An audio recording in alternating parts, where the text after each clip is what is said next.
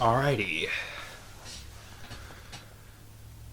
So, welcome to the video, and today we're going to be talking about the Jiun, however you say it, Crane 2. Not the 2S, but the 2.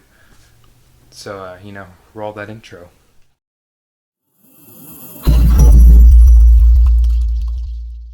Okay, so I've used the Crane 2. I got it about a month ago. I've been using it off and on. Gimbals are like a gift from God, from the photo video gods. Gimbals are very, very useful, and this gimbal in particular, I think, is a very good. It's my first gimbal, but it's super easy to understand. I have not. I don't have a camera that will connect with the app and connect with the thing and be able to pull focus and all that all at the same time. So I have not been able to test out that function, but I do love the Crane 2. I have I don't know. I don't know what to say about it. I mean, it's a great tool.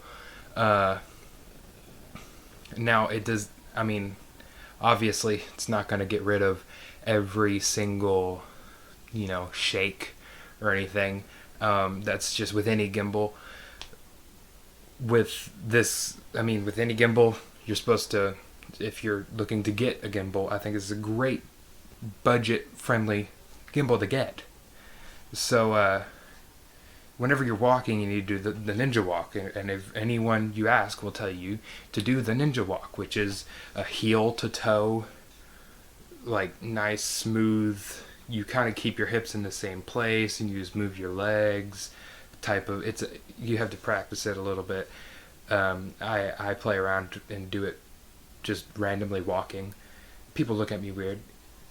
It's okay, but yeah, you gotta get that down. So the ninja walk is not hard. That's easy to do. I'm actually going to give you a couple different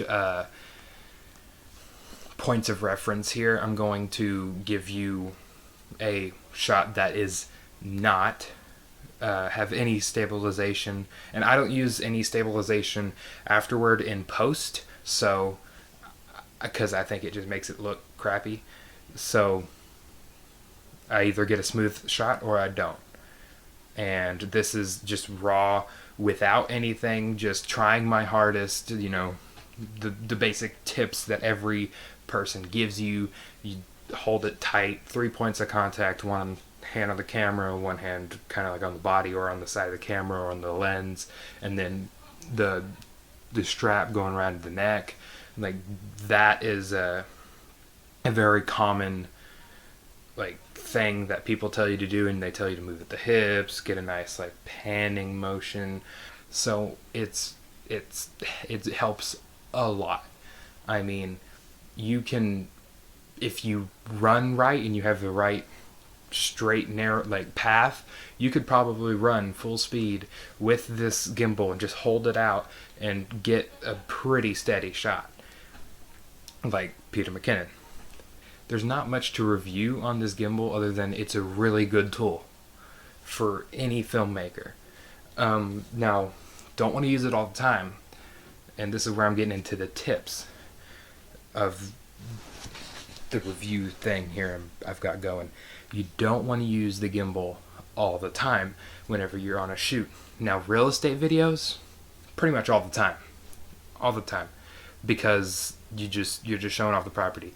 Now, if you have any sort of subject in your video, you want to show action, or you want to show them running, or doing more kinetic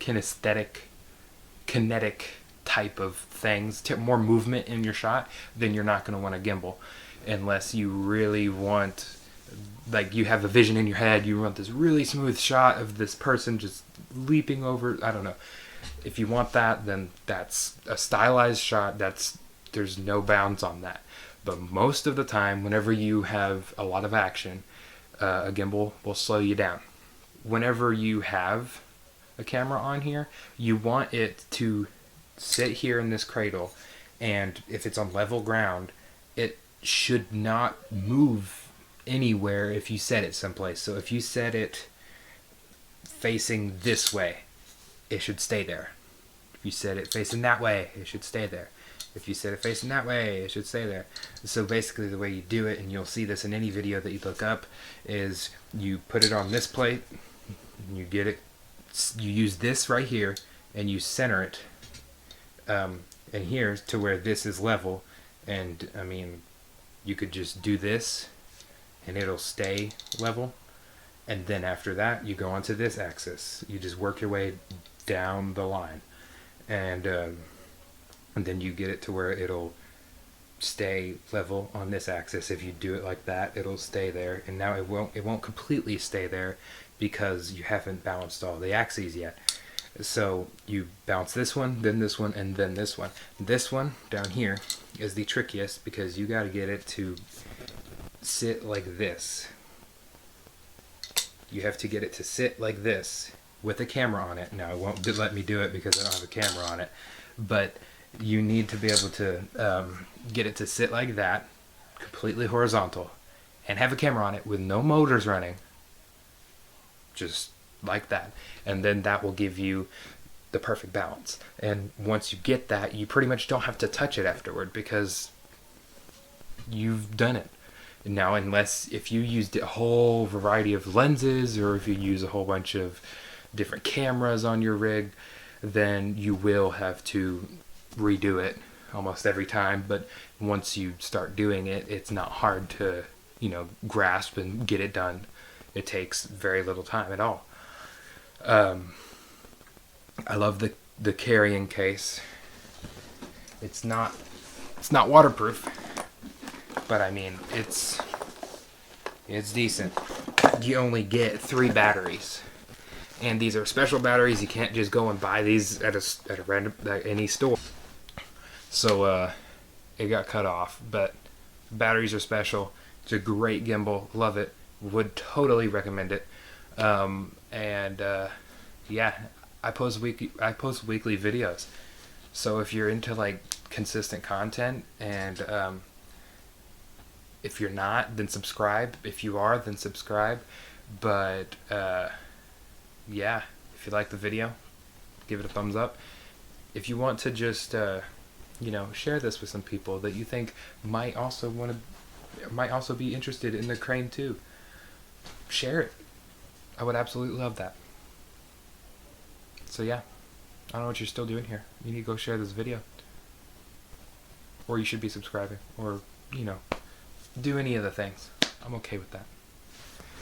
See you next time.